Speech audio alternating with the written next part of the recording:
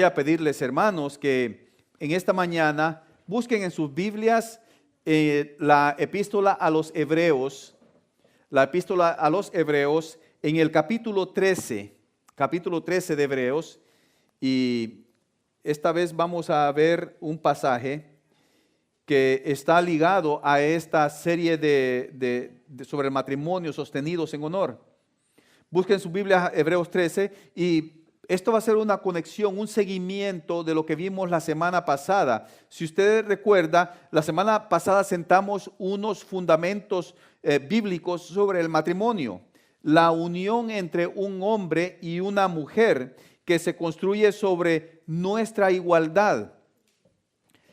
Y es importante aclarar algo, hermanos, con respecto a lo que es la igualdad entre el hombre y la mujer, porque muchas veces dentro de nuestra cultura vamos a encontrar personas que difieren de la percepción o la realidad de lo que es el evangelio y el diseño de Dios para lo que es el hombre y la mujer, porque el Señor nos hizo iguales, tenemos una igualdad, tenemos un mismo valor ante Él.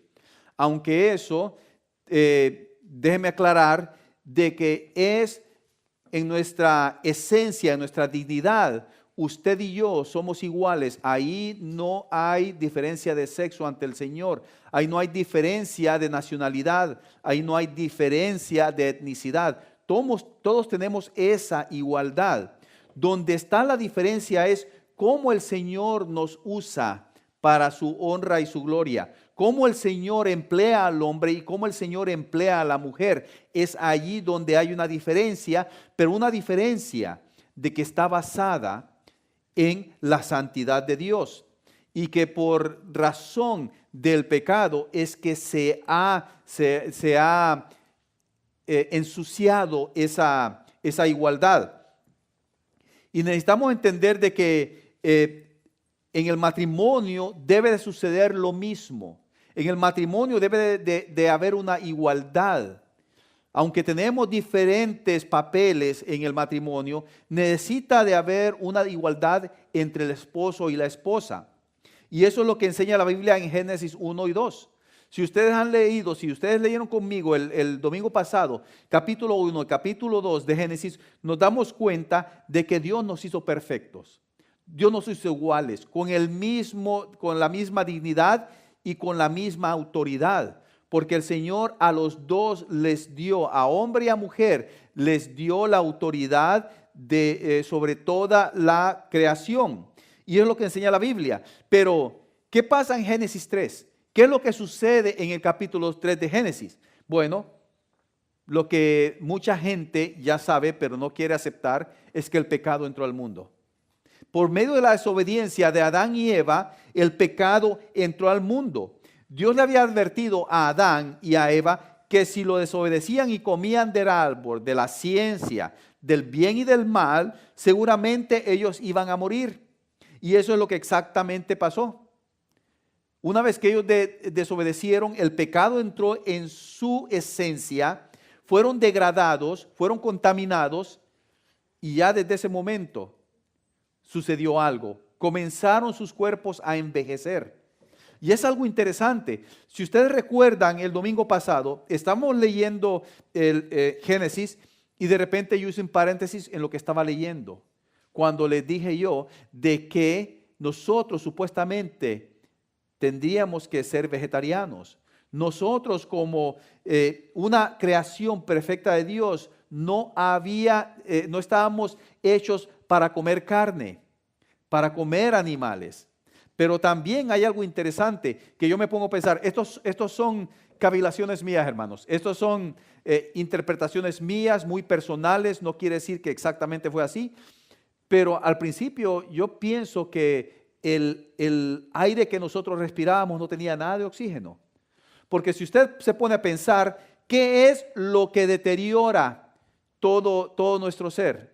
Si usted va con el doctor y le pregunta, ¿qué es oxidación? El doctor le va a decir de que eso es el envejecimiento de nuestro cuerpo. ¿Por qué? Por la exposición al oxígeno. El oxígeno es lo que deteriora nuestro cuerpo. Y yo me pongo a pensar, Señor, ¿será posible de que, y esto estábamos hablando con mi hija, que íbamos en el carro a dejarla a la escuela, me dice, es interesante cómo los árboles respiran que dióxido de carbono y expulsan oxígeno. Y si usted se pone a pensar, hay árboles que duran años, décadas, si no siglos. Si no, váyase al Parque Sequoia, aquí al norte de California, y va a haber árboles que tienen más de 1000 años de existencia. ¿Qué es lo que respiran ellos? Dióxido de carbono. ¿Y qué expulsan? Oxígeno. ¿Y qué es lo que respiramos nosotros? Oxígeno. ¿Y qué expulsamos? Dióxido de carbono. Así es que esto es una de mis locuras, de que el Señor nos ha de haber hecho de una forma, pero al entrar el pecado, todo cambió. Todo cambió en nosotros y comenzamos a envejecer por razón del pecado. Usted no envejece porque usted simplemente es un ser humano, no. Nosotros envejecemos y morimos por razón del pecado. Y eso es lo que sucedió con Adán y Eva. Comieron y con ese pecado vino la muerte, hermanos. Y lo que una vez fue un mundo de unidad y paz, ahora por relación del pecado es un mundo de dolor, de destrucción y de muerte. Es lo que sucede con nosotros. La relación de la humanidad con Dios fue contaminada y esa unidad y paz se perdió. Ahora no hay ese tipo de unidad. Y muchas veces pensamos que todo lo que el pecado, la desobediencia afectó fue simplemente nuestra relación con Dios. Y muchas veces pensamos eso. Bueno, estamos separados. Dice Romanos, por cuanto todos pecaron y están destituidos de la gloria de Dios. Estamos separados de Dios por el pecado. Pero no solamente sucedió eso, sino que por culpa del pecado, toda la creación fue afectada. Todo se vino abajo. Vimos entonces cómo los animales se hicieron violentos, porque usted no se puede acercar a un tigre. No se puede acercar a un cocodrilo. Si usted ve un cocodrilo en el agua, el chance es de que usted no se va a meter, a menos de que ande con sustancias en su cuerpo de que no lo hagan pensar correctamente. También arruinó nuestra relación con la creación, el pecado, y el trabajo también. Recuerde, muchas veces nosotros hemos hecho un chiste que en realidad es una verdad. Me preguntan, bueno, ¿a usted le gusta su trabajo? Sí, a mí me gusta mi trabajo. Déjeme decirle que yo trabajo por deporte. Lo tomo como un deporte. Pero en realidad dentro de mis adentros dice, ¿qué quisiera yo dejar de trabajar? Pero en realidad en la creación original, el trabajo iba a ser un privilegio, un gozo, algo que se iba a disfrutar. Eso es lo que le dijo Dios a Adán. Todo eso cambió y aún más que eso, el pecado contaminó la relación entre el hombre y la mujer. El pecado arruinó esa relación. Por eso vemos que el papel que una vez fue naturalmente complementario entre el hombre y la mujer, de trabajar juntos, de estar en unidad, ahora se caracteriza ¿por qué? Por el conflicto, el ego y el control. Eso es lo que hay ahora entre el hombre y la mujer, un conflicto. ¿Por qué? Conflicto de mantener un control del uno por el otro, de mantener, de prevalecer ese ego de la persona, esa autoestima que uno le puede llamar. Y ahora lo vemos en los matrimonios. Algo interesante que ya tiene años de estar prevaleciendo, ya tiene más de 30 años, es ese arreglo prenupcial, donde usted hace un contrato. Si usted tiene bastantes propiedades, usted es una persona que tiene, digamos, que está solvente económicamente y tiene sus ahorros y se va a casar con otra persona también que tiene también algo así, antes de casarse, usted llega donde el abogado y llenan este contrato, este arreglo prenupcial, donde usted puede hacer los arreglos que usted quiera. Y puede decir ahí, bueno, yo antes de casarme tengo 2 casas y un automóvil. Si en caso de que suceda un divorcio, las ganancias que sucedan de esa casa al venderla o esto y lo otro, tienen que volver a mí, no van a mi cónyuge. Esto sucede muy a menudo, sucede en las personas millonarias también. Y lo vemos a cada rato en eso. Pero por razón, ¿por qué? No es por razón de protección, sino que por razón del pecado. Y el pecado contaminado el matrimonio. Y eso nos lleva a Hebreos 13. Pero lo más importante que vamos a estudiar es solo un versículo. Vamos a ver solamente un versículo. Yo sé que usted está más familiarizado con leer unos 40 versículos, unos 3 capítulos y después estudiar la palabra del Señor. Pero esta mañana no, vamos a ver un solo versículo y vamos a ver cómo ese versículo contiene tanta profundidad con respecto al matrimonio, con respecto a nuestra vida, que nosotros vamos a quedar de una forma agradecidos con el Señor por tanta profundidad que su palabra tiene. Aquí en el contexto de Hebreos vemos de que está finalizando la carta dando a todos unas breves instrucciones y órdenes sobre cómo servir a Dios a través del servicio a otros. Y también nos da a nosotros los líderes instrucciones, pero también a todo cristiano en cómo conducirse con respecto a los líderes. Todo esto mientras nosotros miramos el ejemplo de nuestro Señor Jesucristo. Así veamos lo que dice Hebreos 13, versículo 4. Y dice, esto es lo que dice la palabra del Señor. Honroso sea en todos el matrimonio y el lecho sin mancilla, pero a los fornicarios y a los adúlteros los juzgará Dios. Vamos a leerlo otra vez, hermanos. Honroso sea en todos el matrimonio y el lecho sin mancilla, pero a los fornicarios y a los adúlteros los juzgará Dios. Oremos, hermanos. Bendito Señor, pedimos, Padre, pedimos que tu Espíritu nos ilumine. Padre Celestial, que tu palabra sea la que hable. Señor, no esta mente humana, Padre, no estas emociones, Señor, sino que solamente tu palabra, que tu Espíritu Santo transforme, toque nuestros corazones, Señor, nuestra mente, Señor. Transforme, Señor, cambie nuestros deseos y podamos, Señor, saborear de tu verdad, de tu voluntad y podamos glorificarte, Señor, a través de nuestra vida. Lo pedimos en el nombre precioso de tu Hijo Jesucristo. Amén. Si usted ve, hay dos partes en este corto versículo, dos partes sencillitas. Primero, vemos aquí cómo el autor de este versículo da valor a la complejidad del matrimonio, cómo da un valor intrínseco al matrimonio. Y segundo, cómo en la segunda parte da valor a la pureza del matrimonio. Hay dos partes. Primero, el valor intrínseco, el valor complejo del matrimonio, pero también el valor a la pureza del matrimonio. Así que vamos a comenzar primero con el valor del matrimonio. Dice que sea el matrimonio honroso en todos. Y si usted se pone a pensar, ¿qué es el honor? Bueno, honor es cualidad moral que nos lleva a cumplir nuestro deber hacia el prójimo y uno mismo. Honor es cualidad moral que nos lleva a cumplir nuestro deber hacia el prójimo y hacia uno mismo. Entendemos esto como honrar, dar valor a cosas y a personas. Nosotros damos valor a aquellas cosas que se han hecho por nosotros, o al menos aquellas cosas que han sido de gran bondad, de gran valor, de gran bendición para nosotros. A través de la historia se nos ha enseñado que necesitamos honrar a las personas y sus obras.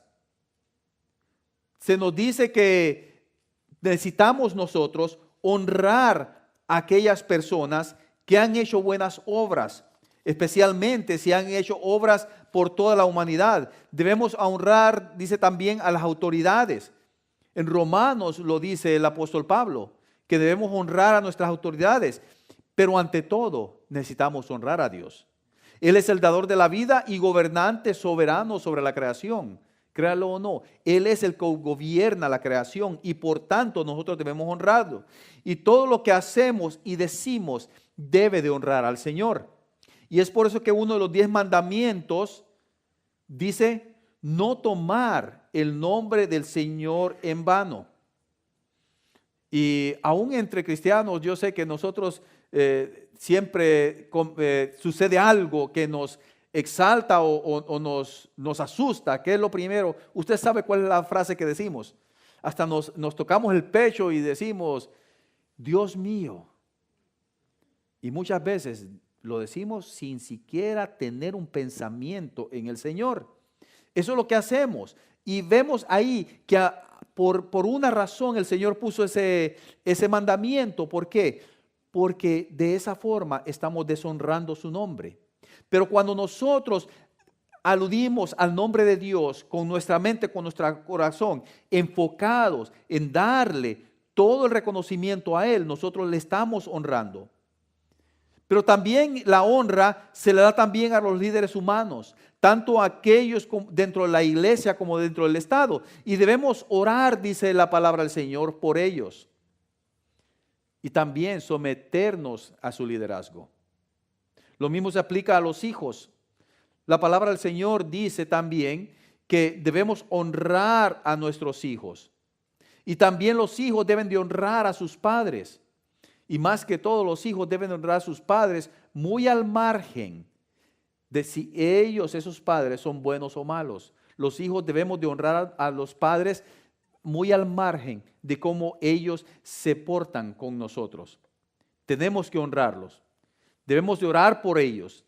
También honramos también a los que son dignos de recibir esa honra. Por ejemplo, aquellos que han sacrificado sus vidas por su pueblo, por su país. Y estamos hablando por aquellas personas que están en el ejército, en las fuerzas militares, en la policía, con los bomberos, con los socorristas.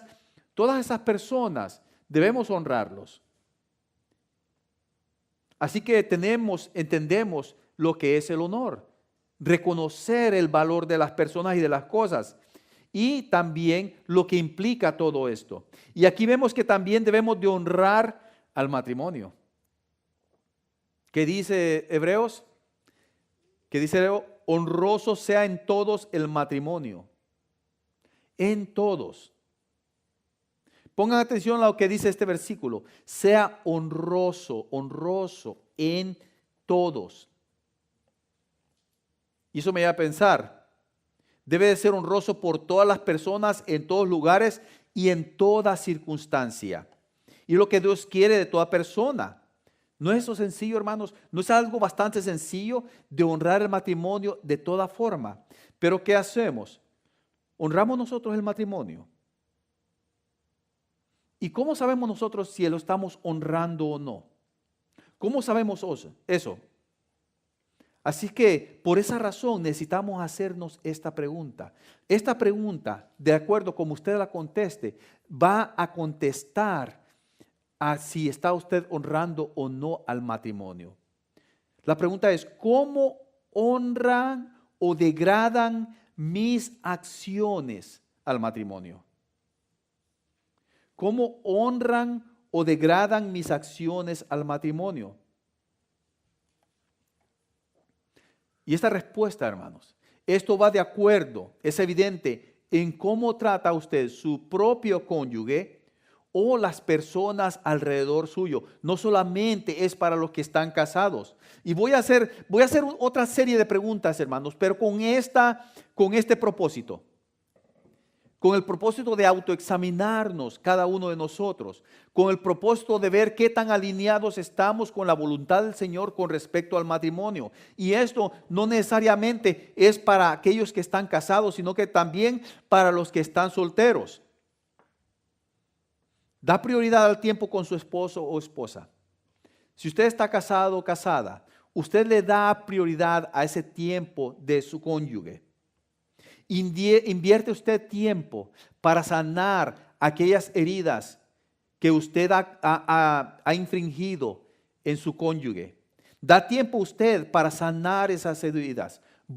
Es usted intencional en decir, quiero cambiar este dolor que he infringido en mi pareja.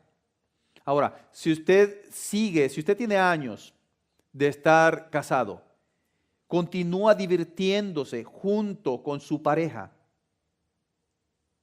se sigue divirtiendo a pesar de que tenga unos 10, 15, 20, 30, 40, 50 años.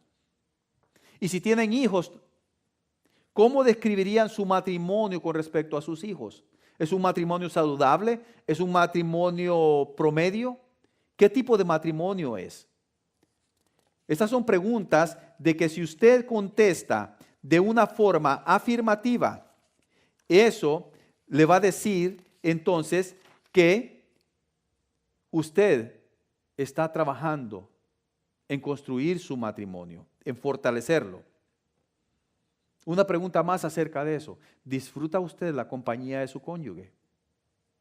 Cuando sale de trabajar, sale con ese deseo de llegar a su casa, con ese deseo como cuando eran novios. Decir, quiero ir a ver a mi cónyuge. Siente ese deseo de llegar a su casa. De decir, ese es el lugar donde yo quiero estar. Ahora, si no estamos practicando estos principios en el matrimonio, es más probable que nos estemos deshojando como una flor el uno al otro en el matrimonio. Ahora, hay otras preguntas. ¿Discute regularmente usted con su cónyuge? ¿Se sienten ustedes como que si estuvieran en el programa de la señorita Laura? ¿Se concentra más usted en las diferencias, en sus diferencias como matrimonio, en vez de sus similitudes? Se concentra más en eso. ¿Qué diferentes somos? Se concentra más en eso que en lo que digan, ¿cómo nos parecemos en estos aspectos? Se preocupa más en lo que su cónyuge debería hacer por usted, de lo que usted debería hacer por su cónyuge. Se enfoca más en eso. Mi esposa debería hacer esto por mí, en vez de decir, esto es lo que yo debería hacer por mi esposa o por mi esposo. Ahora, una respuesta, honesta y afirmativa, o sea, si usted contesta que sí en estas preguntas que he hecho, revela que usted está devaluando su matrimonio. Así de sencillo, está devaluando su matrimonio. Usted tal vez está pensando, bueno, eso está para aquellos de que están casados o de que tienen problemas en el matrimonio, yo estoy bien. Ayer estuve platicando con un señor que tienen como unos 40 años de estar casados. Y yo le pregunté, ¿cómo está su matrimonio? Oh, está bien. ¿O de veras? Sí, está bien. Oh. Y le pregunto, ¿alguna vez ha ofendido a su esposa? Oh, sí, muchas veces. ¿Cuántas veces le ha pedido perdón por esas veces que la ha ofendido? Y se quedó pensando, ella ya me perdonó, pero le ha pedido perdón. No contestó ni no, sí, solo se quedó pensando. ¿Cuántas veces hemos buscado nosotros, le digo yo, cambiar esa mentalidad de decir, si la rueda no hace ruido, es porque está bien? Muchas veces pensamos, ok, si no está arruinado, no hay que repararlo. Pero el silencio es algo de que afecta a nuestro matrimonio. Y eso cuando le dije, le compartí a este señor estas cosas, se quedó pensando. Y dijo, tengo que judiciar más. Tengo que preguntarle a mi esposa. Tengo que preocuparme más por ella. Y saber si mi persona está siendo de bendición a ella o simplemente ella se ha cauterizado de todo el dolor que yo he causado por ella. Porque muchas veces pensamos, bueno, así soy yo. Ella ya me conoce o él ya me conoce que así soy. Así que ella me tiene que aceptar tal como soy. Pero el Señor nos dice en su palabra, sea honroso el matrimonio entre todos. Y para aquellos que están solteros, ok, no estoy casado. Y esto no se aplica a mí. Pero esa no es la realidad. Usted como una persona soltera puede honrar también el matrimonio de otros. Usted puede honrar el matrimonio de otros. Usted no está casado, pero sus amigos, sus familiares, sus padres están casados. Es necesario que usted pueda honrar el de ellos. Si tiene amigos, ser de apoyo, no de distracción. El esposo tiene amigos, llega el amigo, oíme, vamos a ver este partido. Y tal vez el esposo sabe, tiene la intención o sabe que ya le ha prometido algo a su esposa. Y en vez de ser el amigo el que da apoyo al matrimonio, simplemente está sirviendo de distracción. Y viceversa con los esposos o las esposas que buscan distracciones fuera de su cónyuge, con personas que no tienen una idea de lo que es el matrimonio también. Podemos ver eso. La persona que está soltera puede exaltar también el matrimonio en la forma en que interactúa con sus amigos y familiares que están casados. Ahora, el mundo que nos rodea hoy en día no está honrando el matrimonio. El mundo que nos rodea no está honrando el matrimonio. Así que si nosotros, como cristianos, no lo hacemos, entonces, ¿quién va a honrar el matrimonio? ¿Quién lo va a hacer? Si nuestra cultura, nuestra sociedad está denigrando, está destruyendo, pisoteando el diseño perfecto de Dios, y si nosotros como cristianos no lo hacemos, ¿quién lo va a hacer? A través de las generaciones, personas han reconocido que el matrimonio es una buena y honorable relación en esta vida. Yo soy uno de ellos. Yo encuentro el matrimonio como el mejor diseño que Dios haya hecho para mí. Y no dejo todos los días de darle gracias al Señor por eso. Pero ahora vemos cómo la cultura ha carcomido a la familia. Si usted ve en la televisión, en los programas infantiles, tengan cuidado, padres, con esos programas que sus hijos ven. Solo porque es un programa que está en un canal para niños, no quiere decir de que ese programa tiene gran valor moral para sus hijos. Porque esos programas lo que están haciendo, están destruyendo nuestras familias. Y nosotros no pensamos, cuando vemos todo esto, pensamos, bueno, ¿cómo fue que nosotros hemos llegado hasta este punto tan bajo? ¿Cómo hemos llegado nosotros a esto sin saberlo? ¿Cómo lo hemos hecho? ¿Por qué hay tanto conflicto y dolor en el ser humano? ¿No se pregunta mucho eso usted? Y muchas personas también que no tienen un concepto claro de Dios se preguntan, ¿por qué hay tanto dolor y tanta injusticia en el mundo? ¿Qué dice Romanos en el capítulo 1? Que el hombre decidió por su pecado separarse de Dios. Eso es lo que hizo el ser humano, separarse de Dios. Y por esa razón es que está el hombre destruyendo la creación de Dios, el diseño perfecto de Él. Y nosotros necesitamos reconocer que todo esto está conectado en el núcleo familiar, en la estructura familiar. Es allí donde el pecado está ganando su mayor batalla. Las familias son los cimientos de cualquier sociedad. Y nosotros lo hemos destruido hasta el punto que el matrimonio no lo vemos como realmente algo honroso. No lo vemos así. Todos nosotros a determinado punto lo vemos así. Y ya han pasado, fíjense que ya han pasado como unos 50 años de que la ley de California, la ley de derecho familiar de California aprobara y permitiera esta cláusula, el divorcio sin culpa. O sea que el 1 de enero de 1970, el Estado aprobó de que una pareja se puede divorciar por el simple hecho de tener diferencias de caracteres irreconciliables. Usted solo se puede divorciar porque dice, me casé con él, pero ronca.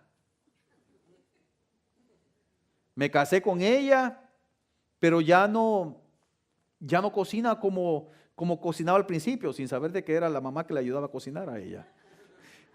Pero sí, hermanos, ahora está esa cláusula. De repente se levanta uno de los cónyuges, como decimos por allá, con los cables pelados y simplemente va a archivar una demanda de divorcio.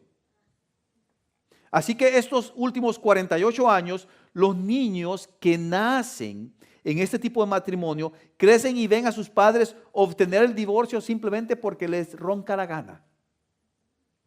Simplemente por estas diferencias de carácter irreconciliables. Y por medio de esto están degradando el matrimonio. Y eso sucede año tras año, mes por mes. Y de repente nos encontramos en una generación que no valora el diseño perfecto de Dios. He leído estudios sobre los millennials que le dicen. Cuando dice de que de que ellos cuando llegan esperan más. Si se casan es entre los 30 y 40 años y esperan, y muchos de ellos ni se casan, no se quieren casar porque no están seguros de que el matrimonio valga la pena. No lo creen así. Piensan, lo repiensan, y no estoy hablando de aquellas personas que simplemente buscan casarse y esperan. No, estamos hablando de personas que simplemente no quieren casarse, no creen en el matrimonio. Dicen, ¿por qué molestarme yo en el compromiso, en la angustia, en el drama, en el desorden y gastos del matrimonio? Especialmente los gastos. Si quiere casar y tener una boda decente, son por lo menos unos $10,000. Y solo rentar el traje. No. Piensan en esto. En estudios demuestran también que el 57% de los padres entre 26 años y 31 años de edad están teniendo hijos fuera del matrimonio. O sea que el 40% de esos niños, de los niños, nacen de padres solteros. El matrimonio fue una vez uno de los puntos claves para alcanzar madurez en el ser humano. No lo es ahora.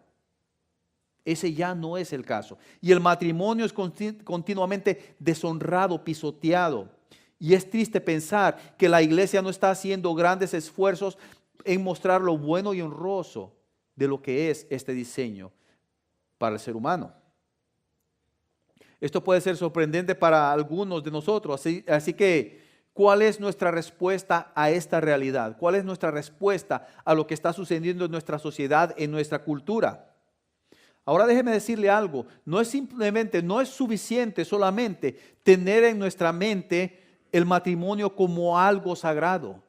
Se necesita también hacer algo. Se necesita buscar las herramientas para exaltar el matrimonio, para honrarlo.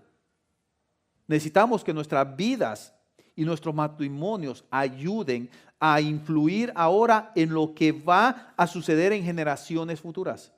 Necesitamos que ellos puedan ver esto. Nuestros ejemplos de matrimonio fortalecen, hermanos. Fortalecen. Fortalecen o debilitan entonces el matrimonio en general. ¿Será real eso? Vamos a hacer esta pregunta. Si mi matrimonio fuera el único ejemplo a seguir, ¿motivaría a quienes quieren casarse o los alejaría de casarme? Lo estoy haciendo personal, lo voy a hacer general. Si su matrimonio fuera el único ejemplo a seguir, ¿motivaría a quienes quieren casarse o simplemente los alejaría de casarse? No tiene que contestarme en público, es en sus corazones. Y digo en sus corazones, porque usted mentalmente puede decir, bueno, sí, yo soy un ejemplo. ¿O de veras? En su corazón es esto así. Dice el pasaje de nuevo, honroso sea en todos el matrimonio. Y ahora lea la segunda parte de este versículo. ¿Qué dice? ¿Qué dice la segunda parte? Y el hecho sin mancilla, pero a los fornicarios y a los adúlteros los juzgará Dios. Interesante. Ven que este solo versículo tiene dos partes y está lleno de enseñanza, está lleno de consejo, lleno de reflexión, lleno de amonestación. El Señor no solo quiere que honremos el matrimonio con nuestros actos públicos, hermano. El Señor quiere que lo hagamos en lo más íntimo, en nuestros corazones, en nuestra relación con nuestro cónyuge. Él quiere que lo hagamos más, pero más simple, pero a la vez más profundo. Y esta segunda parte del versículo nos lleva a preguntarnos, ¿le doy valor a la pureza sexual en mi vida? ¿Le doy valor a la pureza sexual en mi vida? Y déjeme decirle que el sexo es bueno. El primer mandamiento que Dios dio a la pareja, ¿cuál fue? Fructificaos y multiplicaos, les dice. Y esa es la parte del matrimonio y la única expresión correcta y sana con respecto al sexo. Esa es la única forma que Dios dice que un hombre y una mujer se pueden unir dentro del matrimonio. No hay otra forma.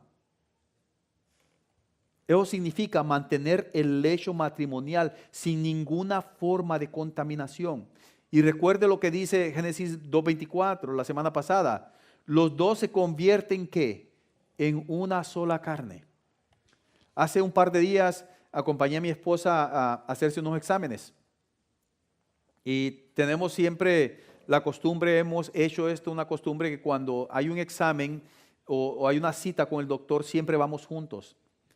Y entonces la enfermera comienza a hacerle unas preguntas a mi esposa personales acerca de ella y automáticamente yo comienzo a contestar las preguntas por mi esposa. Y en la primera dice, oh, qué bien, dice la enfermera, pero ya la tercera se me queda viendo y me dice, ¿de veras, Hilda? Y entonces, digo, ok. Fracciones de segundo. Es que la Biblia dice en Génesis de que serán una sola carne. Y si usted le hace esas preguntas a mi esposa, me las está haciendo también a mí. Y ya después ella entendió, ok, ya entiendo lo que dice Génesis. Y fue algo que experimentó. Eso es lo que dice la palabra del Señor. Que el sentimiento de su cónyuge sea el suyo también. El dolor de su cónyuge sea el suyo también. El gozo de su cónyuge sea el suyo también. Y sabemos ahí que en la pureza sexual también es donde el Señor se manifiesta. Y cuando nosotros empezamos a comprar las mentiras de esta cultura y comenzamos a ver la promiscuidad y la pornografía como algo normal, como algo que sucede todos los días, entonces le damos la espalda a Dios, ofendemos ese diseño que Él ha hecho y ofendemos la pureza también de su palabra. Esta última parte dice que Dios juzgará a los fornicarios y a los adúlteros. Y fornicarios son aquellos que violan el matrimonio de otros, que violan el diseño de Dios. Los adúlteros también son aquellos que violan su propio matrimonio. Y la escritura, hermanos, es clara, clara. Dice que Dios juzgará. Y cuando estoy hablando de esto, hermanos, no se equivoquen. Yo no estoy juzgando lo que el ser humano está haciendo. Es la palabra del Señor. Yo estoy siendo la voz que está transmitiendo lo que la palabra del Señor dice. Dios los juzgará, dice. ¿Sabe por qué? Porque la impureza sexual, la impureza de todo tipo, no es un tema ligero para Dios, no es algo liviano que Dios lo toma a la ligera. Él es un Dios que las Escrituras describen como santo, 3 veces santo. Él es distinto. Él no tiene pecado. Él es diferente porque Él es puro. Y así como sus seguidores, nosotros también somos llamados a ser santos. Cada uno de nosotros está llamado a ser santo. El apóstol Pedro dice, sed santos como Dios es santo. El mismo Señor Jesucristo lo dice, sed santos como yo soy santo. Y es fácil pensar, bueno, yo he mantenido en santidad mi matrimonio. Yo nunca he tenido una aventura con otra persona. Así es que estoy bien, puede decir uno. Pero la pureza sexual va mucho más allá de un solo acto. La pureza sexual en el matrimonio va más allá. ¿Recuerda usted las palabras del Señor Jesús en el Sermón del Monte? Si alguno de ustedes incluso mira a una mujer con lujuria, está cometiendo ¿qué? Adulterio. El solo mirar, el solo emplear nuestra mente ya es un pecado, ya estamos deshonrando esa pureza. Y esto no es solo un problema en el hombre, también se aplica a las mujeres. Y desafortunadamente, en nuestra cultura, bueno, viene del pecado, pero si usted se pone a ver cualquier programa en nuestros canales hispanos, usted va a ver ahora inmoralidad por todos lados. Si la mujer enseña más, hace un par de años, si la mujer enseñaba más, era lo que entretenía. Pero ahora también, si el hombre entre más enseña, también está la cosa. Ahora se ve la homosexualidad, el adulterio, la fornicación, todas estas cosas tan normales en nuestros canales, en nuestra televisión. Y muchas veces nosotros nos sentamos a ver estos programas con nuestros hijos alrededor, sin pensar en qué reflejo estamos dando de la pureza de Dios en nuestras vidas. Nosotros como cristianos necesitamos filtrar todo lo que vemos a través de esa pantalla, a través de la palabra de Dios, ya sea en Facebook, ya sea en YouTube, ya sea en la televisión, en Instagram, ya sea en cualquier parte del internet. Nosotros debemos de filtrarla a través de la palabra del Señor. Y yo sé que no es fácil, hermanos, porque no es fácil, pero necesitamos buscar la santidad, necesitamos practicar la santidad. Y lo más fácil es pensar, bueno, este es el mundo en que vivimos. ¿Qué podemos hacer? ¿No me voy a ir yo a una montaña? Hermanos, no es fácil, pero el Señor nos llama a eso. Y es triste ver cómo en los teléfonos la pornografía está a solamente un botoncito. Y nosotros como padres estamos supliendo de celulares a nuestros hijos menores de edad, sin restricciones, cuando ellos pueden tener la pornografía allí. Y déjeme decirle algo, no estoy diciendo de que simplemente nuestros hijos vayan a buscarla, sino que en nuestros teléfonos ellos, el Satanás, utiliza todas estas artimañas para presentar la pornografía. Necesitamos buscar la santidad en nuestro matrimonio, y eso incluye a nuestros hijos. Yo no sé, hermanos, hasta qué punto usted quiere que su matrimonio sea puro. No lo sé. No sé hasta qué punto usted entiende la santidad y la pureza en el matrimonio. Y no estoy hablando de que este tema solamente es para solteros, es para los adolescentes también. La pureza sexual es importante en los adolescentes especialmente. Todo se aplica a cada uno de nosotros, porque el matrimonio es el único contexto donde el sexo es permitido y santificado. Así es que, padres, ¿están ayudando a sus hijos a pensar y mantener la pureza sexual? Los adultos solteros viven con integridad y buscan apoyo en su vida, luchando con esto. Vea, nuestro Señor nos ha llamado a un estilo de vida de santidad, separado de este mundo. Y eso no va a ser nada fácil. No va a ser nada fácil ni para usted ni para mí. Mucho menos para nuestros hijos.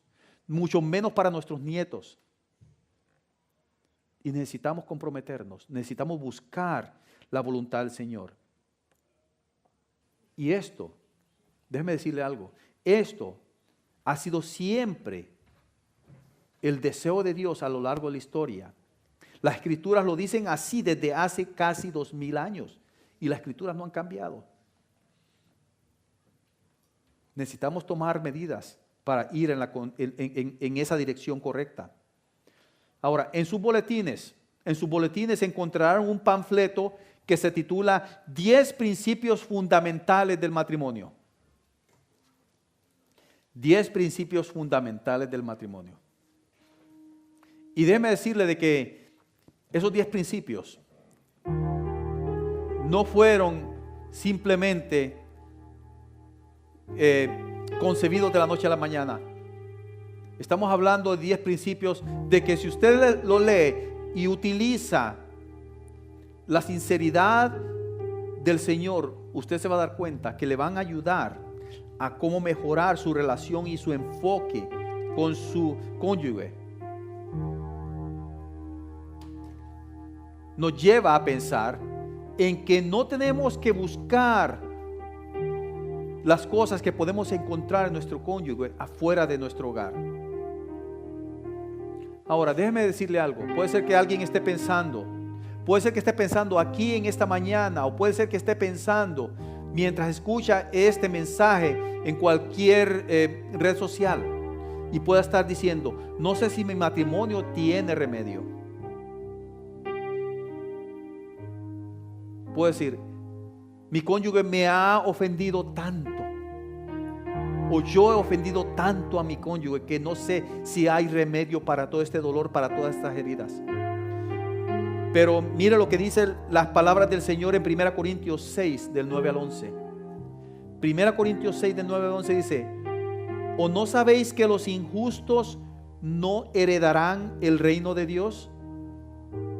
No dejéis engañar, ni los inmorales, ni los idólatras, ni los adúlteros, ni los afeminados, ni los homosexuales, ni los ladrones, ni los avaros, ni los borrachos, ni los difamadores, ni los estafadores heredarán el reino de Dios.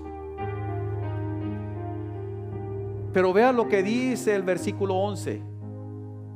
Vea lo que dice el versículo 11. Y dígame si el Señor no le ama y no tiene perdón para estas personas.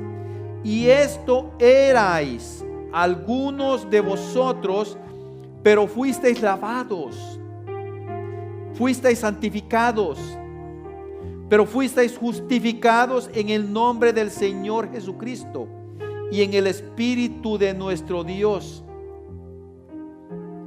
No importa cuántas heridas usted ha recibido, no importa cuánto dolor usted ha provocado, no importa en qué situación está su matrimonio, su relación. Déjeme decirle algo: el Señor perdona, el Señor restaura, el Señor hace las cosas nuevas. Él es el único que tiene el poder para transformar su corazón, para restaurarlo, para darle esa paz, para darle ese gozo que el pecado le ha quitado. El poder del Señor Jesucristo es suficiente para limpiarle, para apartarle y colocarle en una relación perfecta y santa ante Él. Nunca es demasiado tarde, o nunca es demasiado, nada es demasiado malo para ser perdonado por nuestro Dios, quien es infinitamente santo. Él nos restaura y nos devuelve a ese estado original. Ahora voy a hacer 2 invitaciones a orar, hermanos.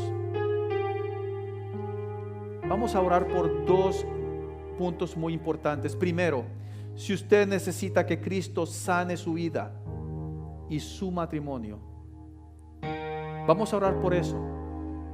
Si usted quiere que el Señor, si usted está deseoso de que el Señor mejore su matrimonio, lo mejore. Tal vez puede estar pensando usted: bueno, no necesito, yo estoy bien. Déjeme decirle, usted puede exaltar más y más el diseño original de nuestro Señor. Y vamos a orar por eso. Pero también vamos a orar para que el Señor le dé salvación, para que el Señor transforme su vida si es que usted no ha rendido su vida al Señor. Vamos a orar